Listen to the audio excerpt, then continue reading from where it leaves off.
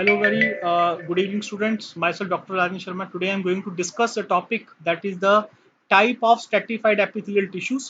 तो बेटा कि जैसे भी आपको फ्रॉम स्लाइड से लग रहा है कि जो स्ट्रैटिफाइड एपिथेलियल टिश्यूज होते हैं दो तरह के होते हैं बेटा। ये एक होता है आपका स्ट्रैटिफाइड स्क्वैमस एपिथेलियम, सेकंड है ट्रांजिशन एपिथेलियम। अब ये स्ट्रैटिफाइड स्क्वैमस एपिथेलियम भी आपका फर्दर दो कैटेगरीज में डिवाइड कर देते हैं हम इसको। एक आता है कर्टेनाइज एपिथेलियम, सेकंड है नॉन कर्टेनाइज एपिथेलियम। चलिए आगे हम डिटेल में डिस्कस करते हैं। सबसे पहले आता है कर्टेनाइज एपिथेलियम।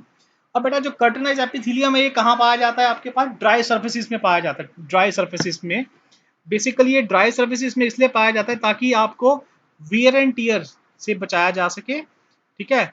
और ये जैसे आप देखेंगे, ये देखिए, ये जैसे आपके पास ये जो अपर ये जो आपकी लोअर लेयर, इसके जो ऊपर जो आपके पास ये सेल दिखाई दे रहे हैं, ये कर्टेनाइज सेल्स हैं, ठीक है। इनके पास कोई न्यूक्लियस इनके पास कोई न्यूक्लियस नहीं होता। ये किसके बने होते हैं? डेड एपिथेलियल सेल्स होते हैं that have lost their nucleus and they contain only a protein curtain.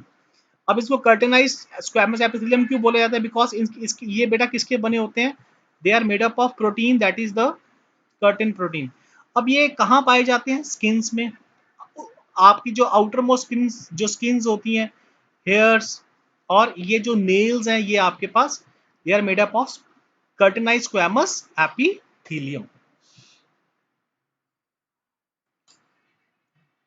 सो ये नेक्स्ट आता है नॉन कर्टिनाइज एपिथेलियम। बेटा नॉन कर्टिनाइज एपिथेलियम में आपके पास ये हमारे पास कैटेगरी आती है कि जैसे आप ये देखिए, ये न्यूक्लिएटेड है, सुपरफिशियल स्क्वैमस है, मतलब कि टॉप मोस्ट लेयर है जिसके बीच में आपके पास न्यूक्लियस भी है, और ये सबसे ऊपर वाली लेयर है जो कि आपके नीचे वाले सेल्स को, बेसल सेल को क्या कर रही है? कवर कर रही है।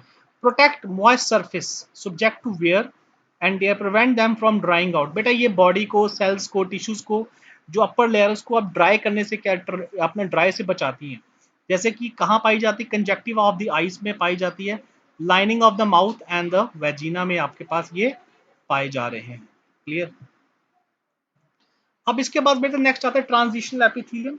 अब जो ये ट्रांजिशनल एपिथेलियम है बेटा, ट्रांजिशन एपिथेलियम, इसको अगर हम ध्यान से देखें, ट्रांजिशन एपिथेलियम ये कंपोज्ड होता है, इट इज कंपोज्ड ऑफ, अगर आप इसको ध्यान से देखें, they are basically composed of they are composed of several layer of pear shape cells. तो ये बहुत पीयर शेप सेल के बने होते हैं जो कि बहुत इलास्टिक होते हैं, और वो डिवाइड करते रहते हैं, दे कीप ऑन डिवाइडिंग, ठीक है। अब ये बेसिकली क्या, पीयर शेप ऑर्गन्स हैं, सॉरी पीयर शेप सेल्स के बने होते हैं बहुत सारे, जो कि इलास्टिक होते हैं। तो बेटा ये कहाँ पाए जाते हैं? आपके पास यूरिनरी ट्रैक्ट में, जैसे ब्लैडर में, जहाँ पे हम हमारे सेल्स क्या हो, इलास्टिक हो। ब्लैडर में जब आप यूरिन बेसिकली फिल होता है तो वो उसको कैपेसिटी होती है ब्लैडर को स्टोर करने की यूरिन में, तो वहाँ पे जो सेल्स है दे आर हाईली इलास्टिक, जो कि इसको स्टोरेज करने में क्या करते हैं? हेल्प करते हैं। तो वो किसके बने होते हैं? हमारे ट्रांजिशन एपिथेलियम के। क्लियर? अब नेक्स्ट आता है कनेक्टिव टिश्यूज। नेक्स्ट कैटेगरी हमारे पास आती है कनेक्टिव टिश्यूज की। कनेक्टिव टिश्यूज बेटा हमारे पास जो होते हैं, they are most abundant tissues in the body. ये सबसे इंपॉर्टेंट लाइन है, they are the most abundant tissues of the body, connective tissues. Second point आता है कनेक्टिव टिश्यूज जो है, they are more widely separated from each other than in the epithelium tissues।